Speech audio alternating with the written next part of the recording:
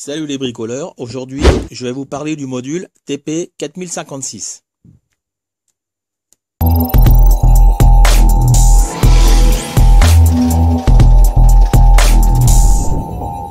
Il y a plusieurs personnes qui m'ont demandé comment le brancher. On va donc voir ça ensemble. Mais avant, on va voir déjà de quoi il se compose. On a donc ici le TP4056, c'est le contrôleur de charge.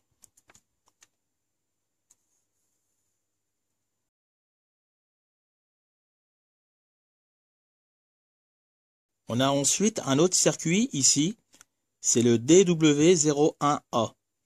C'est un circuit de protection contre la décharge de l'accu.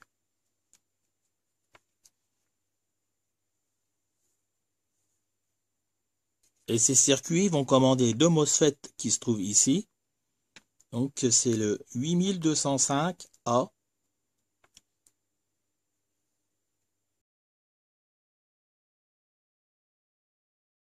Ensuite, on va avoir ici deux LED. Donc une rouge qui indique la charge. Et une bleue qui indique la fin de charge.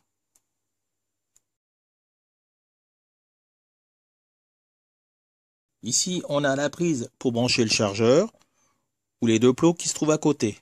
Donc le plus ici et le moins. Sur les deux plots du milieu, on va brancher la batterie. Et sur les deux extrémités, on va brancher la charge.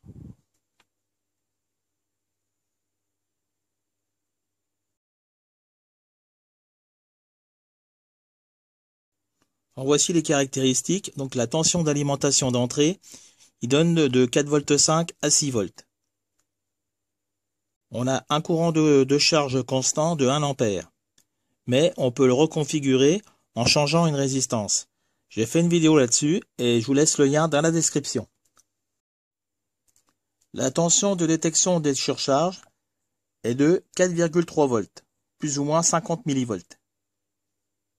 La protection contre les décharges excessives est de 2,4 volts, plus ou moins 100 mV. Et le seuil de protection contre les surintensités est de 3 A. Donc avec ce module, moi je charge mes accus 18650. Donc j'alimente mon sapin avec l'accu 18650 en passant par le module. Pour le branchement, c'est pas compliqué. J'ai les deux plots du milieu donc qui sont reliés sur l'accu. Et les deux extrémités sont reliées sur l'alimentation du sapin.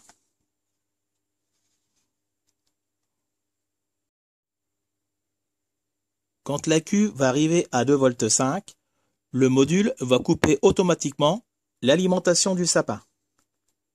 Et l'accu sera protégé d'une décharge profonde.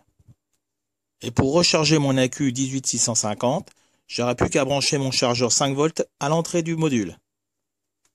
Mon module va donc gérer automatiquement la charge et la décharge de l'accu. Bon, pour ceux qui suivent mes vidéos, j'ai acheté ce matin le chargeur Tronic de 10 000 mAh chez Lidl et pour faire l'essai avec le fer à souder. Donc à suivre.